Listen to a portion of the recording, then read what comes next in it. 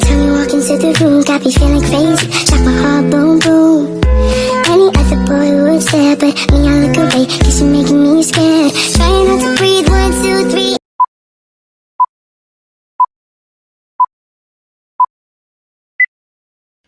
Assalamualaikum warahmatullahi wabarakatuh. Alhamdulillahirabbil alamin.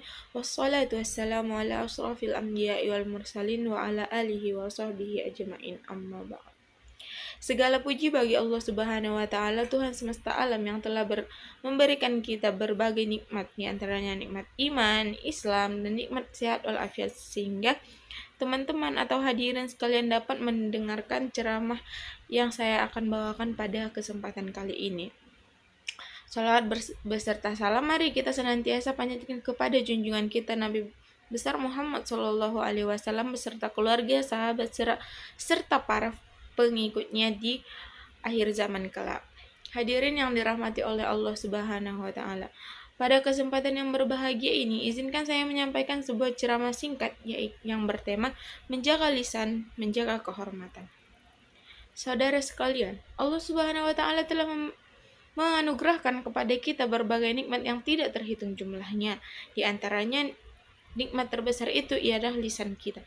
Dengan lisan kita bisa berkomunikasi, kita bisa menyampaikan ide, kita bisa menasihati, dan bahkan kita bisa berdakwah. Namun, di balik manfaatnya yang sekian banyaknya itu, lisan juga bisa menjadi penyebab kebinasaan seseorang apabila dia tidak bisa menjaga lisannya dengan baik. Nah, Rasulullah pernah ditanya oleh salah satu sahabat tentang amalan yang paling banyak memasukkan orang ke dalam surga. Nah, beliau menjawab, takwa kepada Allah dan akhlak yang baik. Kemudian ditanya lagi oleh sahabat, apakah yang paling banyak memasukkan orang ke dalam neraka? Rasulullah menjawabnya lagi, mulut dan kemaluan. Hadis riwayat Tirmizi. Nah, hadis ini memberikan pelajaran besar bahwa salah satu sumber terbesar dosa adalah lisan. Kita seringkali manusia tergelincir karena kekurangan ilmu. Bukan karena kekurangan ilmu, tetapi melainkan karena tidak mampu mengendalikan perkataannya. Nah, hadirin yang dimuliakan oleh Allah Subhanahu wa taala. Di antara dosa-dosa besar yang keluar dari lisan, salah satunya adalah ghibah atau menggunjing. Apalagi kita nih sebagai kaum perempuan, pasti tidak jauh dari yang namanya ghibah atau menggunjing. Allah Subhanahu wa taala dalam Quran Surah Al-Hujurat ayat 12 menggambarkan bahwa orang yang suka menggunjing diibaratkan memakan daging saudaranya sendiri yang sudah mati. Bayangkan betapa menjijikkannya gambaran itu, dan itulah hakikat ghibah di sisi Allah Subhanahu wa taala. Selain ghibah, ada pula fitnah yang bahayanya lebih besar daripada pembunuhan. Dengan satu kalimat fitnah, persaudaraan kita bisa retak, keluarga kita bisa hancur, bahkan peperangan pun bisa terjadi karena fitnah tersebut. Kemudian ada juga yang namanya dusta atau kebohongan. Rasulullah Shallallahu Alaihi Wasallam bersabda, sesungguhnya kejujuran itu membawa kepada kebaikan, dan kebaikan membawa kepada surga, sedangkan dusta membawa kepada kejahatan, dan kejahatan membawa kepada neraka. Hadis riwayat Bukhari dan Muslim. Maka jelas, lisan jika tidak dijaga bisa mengantarkan seseorang kepada kebinasaan. Di sisi lain, lisan juga bisa menjadi jalan menuju surga. Dengan lisan kita dapat memperbanyak zikir, membaca Al-Quran, mengucapkan salam, memberikan doa yang baik, dan juga menasihati orang lain dengan penuh kasih sayang. Kata-kata yang baik ibarat cahaya yang bisa menerangkan hati dan mempererat ukhuwah. Rasulullah Shallallahu Alaihi Wasallam bersabda, kata-kata yang baik adalah kata-kata sedekah. Hadis riwayat Muslim.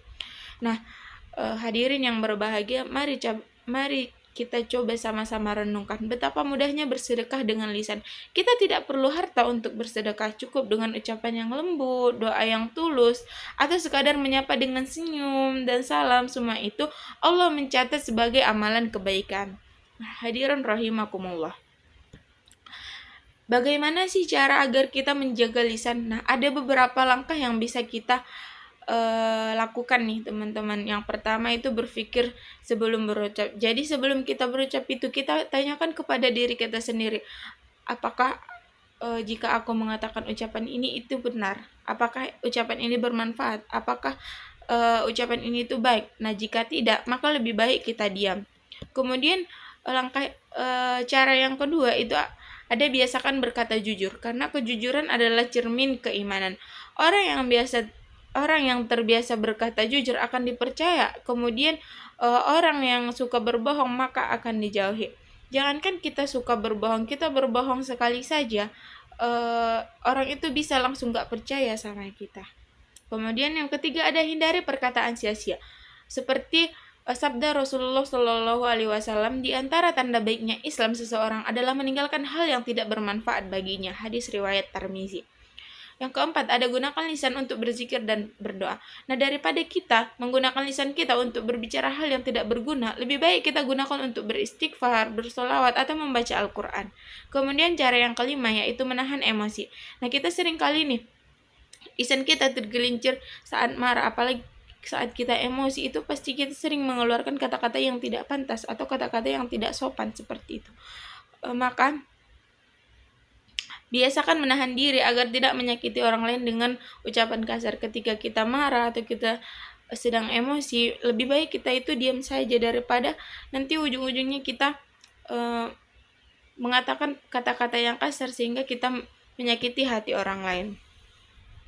Hadirin yang saya muliakan, mari kita ingat kembali firman Allah dalam Quran surah Al-Qaf ayat 18, yang dimana artinya, tiada satu kata yang diucapkan melainkan ada di dekatnya malaikat pengawas yang selalu hadir.